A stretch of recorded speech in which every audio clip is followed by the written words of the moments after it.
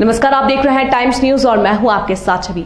आइए नजर डालते हैं कुछ खास खबरों पर। इंदौर में मानसिक तौर से परेशान एक युवती को अर्धवस्त्र में देखकर एक ट्रक ड्राइवर और दो युवकों ने रेप की वारदात को अंजाम दिया था। इसके बाद पुलिस ने इस पूरे मामले में बड़ा खुलासा करते हुए 24 वर्षीय आरोपी ट्रक ड्राइवर को गिरफ्तार किया है। दरअसल पूरा मामला 4 जुलाई का है, जब इंदौर की चंदन नगर पुलिस को डायल 100 पर एक शख्स सूचना देता है कि उसने एक युवती को निर्वस्त्र हालत में देखा है और उसको वस्त्र के रूप टी शर्ट पहनाई है। इस सूचना के बाद अलर्ट मोड पर आई पुलिस चंदन नगर थाने नावदा पंथ इलाके में पहुंची और युवती को महिला पुलिस द्वारा वस्त्र धारण कर थाने लाया गया। युवती से जब पुलिस ने पूछताछ की तो ये बात सामने युवती की मानसिक स्थिति ठीक नहीं है और उस समय वह कुछ भी बताने को तैयार नहीं थी। इस बीच 5 जुलाई को पता चलता है बेटमा थाना क्षेत्र में एक मानसिक रूप से विक्षिप्त युवती की गुमशुदगी उसके परिजनों ने दर्ज कराई है। इसके बाद पुलिस ने प्रारंभिक एविडेंस के साथ ही शून्य पर कायमी कर मामला बेटमा थाना को सौंप दिया। वहीं इस संगीन मामले को लेकर एक एसआईटी टीम जांच के लिए गठित की और जांच के दौरान पता चला कि युवती बेटमा से सागौर कुटी के लिए रवाना हुई थी। वहीं बाद में वो नावदा पंथ की ओर बढ़ी, जिसके चलते शहर के पश्चिमी थाना क्षेत्र की अलग अलग टीमों ने बेटमा से लेकर सागौर कुटी और नावदा पंथ तक इलाकों के सीसीटीवी फुटेज खंगालने शुरू किए। सीसीटीवी फुटेज से पुलिस पता चला कि युवती बेटमा से एक रिक्शा में निकली थी। इसके बाद नावदा पंथ के सीसीटीवी फुटेज चेक किए तो ये बात सामने आई कि एक युवक ने युवती की मानसिक स्थिति का फायदा उठाकर उसके साथ रेप किया है। आरोपी युवक मूल रूप से जौनपुर का निवासी और उसका नाम विजय पिता फूलचंद गुप्ता है। ट्रक ड्राइवर ने गंदी हरकत कर युवती को मौके पर छोड़ दिया था और वो ट्रक में रखे सामान को गुजरात डिलीवर करने गया था। इधर पुलिस ने ट्रक ड्राइवर के इंदौर लौटते समय छोटा उदयपुर से उसे गिरफ्तार कर लिया।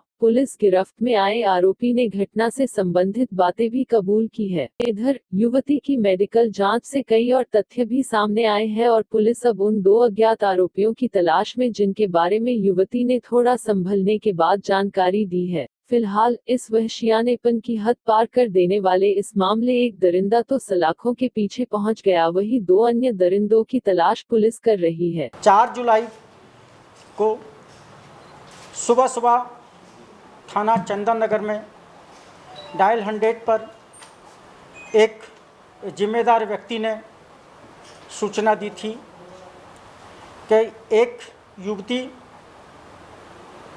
वस्त्रीन जैसी स्थिति में नावदा पंथ की तरफ रोड पर जा रही है और मेरे द्वारा उसको टी शर्ट पहनाई गई है।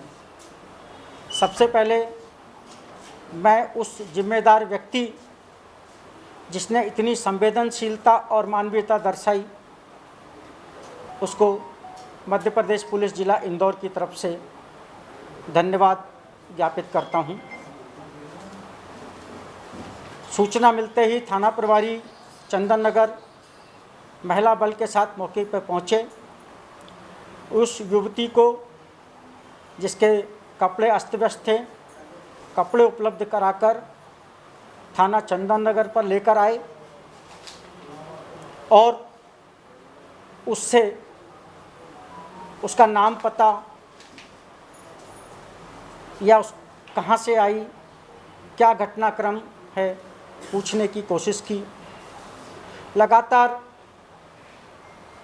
कई घंटों की पूछताछ के बाद भी वो अपने साथ हुई किसी भी घटना की जानकारी देने में असमर्थ रही। यह पता लगने पर कि वह युवती बेटमा क्षेत्र की रहने वाली है और 3 तारीख की शाम 7 बजे के करीब उसके पिता ने उसकी गुमशुदगी दर्ज कराई है। युवती के पिता ने थाना बेटमा पर जब उसकी गुमशुदगी दर्ज कराई थी तब ये बताया था कि तत्समय उसकी पुत्री की मानसिक स्थिति स्वस्थ नहीं है। ये पता लगने पर युवती के माता पिता को बेटमा से बुलाया गया। उन्होंने भी कोशिश की, परंतु तत्समय जो उसकी मानसिक स्थिति थी, जो अस्वस्थता थी, उसके कारण वो कुछ भी स्पष्ट बताने में सक्षम नहीं थी। युवती का मेडिकल परीक्षण कराया गया, जो वैज्ञानिक साक्ष्य उपलब्ध हो सकते थे उनको प्रिजर्व कराया गया और फिर युवती की मानसिक स्थिति और जिस अवस्था में मिली थी उसको देखते हुए इस बात की आशंका से इनकार नहीं किया जा सकता था कि किसी या किन्हीं असामाजिक तत्वों द्वारा उसकी इस अवस्था का नाजायज़ फ़ायदा उठाया गया हो। युवती की स्थिति और जिस अवस्था में पाई गई थी उसको देखते हुए, मेडिकल परीक्षण रिपोर्ट को देखते हुए थाना चंदन नगर पर 0 पर अपराध धारा 376, 511 भारतीय दंड विधान के तहत कायम किया गया। चूँकि युवती की गुमशुदगी बेटमा में दर्ज थी, अतः मूल अपराध कायमी हेतु थाना बेटमा पर भेजा गया, जहां थाना बेटमा पर अपराध क्रमांक 435/21 धारा 376, 511 कायम कर विवेचना में लिया गया। एक तत्समय मानसिक रूप से अस्वस्थ नवयुवती के साथ संभावित आशंकित यौनाचार की घटना को देखते हुए इस प्रकरण को चिन्हित अपराध की श्रेणी में लिया गया तथा एडिशनल एसपी मऊ श्री पुनीत के मार्गदर्शन में एसडीओपी देपालपुर सुश्री नीलम के नेतृत्व में थाना प्रभारी बेटमा तथा स्टाफ थाना प्रभारी बेटमा श्री संजय शर्मा और उनके साथी अधिकारियों की एक एसआईटी बनाई गई। 5 जुलाई को सुबह से लेकर 13 जुलाई तक आसपास के पूरे रास्ते बेटमा से सागौर, क्योंकि युवती पहले सागौर कुटी गई थी अपनी दोस्त से मिलने और वो नाबदा पंथ चंदन नगर क्षेत्र में पाई गई थी। इधर आने जाने के प्रत्येक रास्ते पर लगे सीसीटीवी फुटेज, चाय पान की गुमटियों और जब बेटमा से युवती चली थी तब एक ऑटो में भी जाती दिखती थी, तो उस रोड पर चलने वाले सैकड़ों ऑटो चालकों से भी पूछताछ की गई।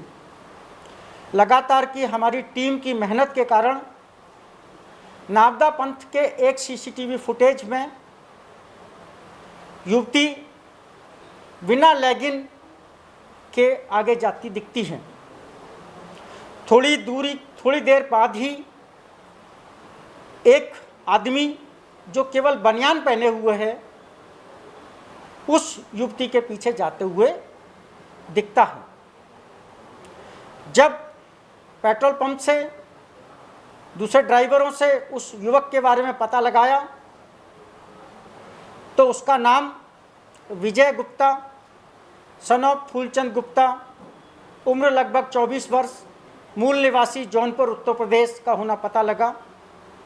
जिसके बारे में पता लगाया वर्तमान में कहें तो गुजरात तरफ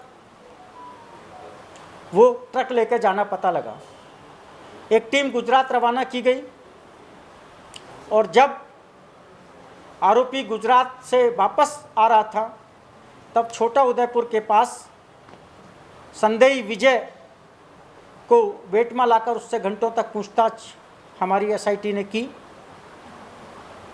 प्रथम उसने इनकार किया, जब उसको जो हमारे पास वैज्ञानिक साक्ष्य उपलब्ध थे, जो अकाट्य साक्ष्य थे, उनको देखकर वो टूटा और उसने स्वीकार किया।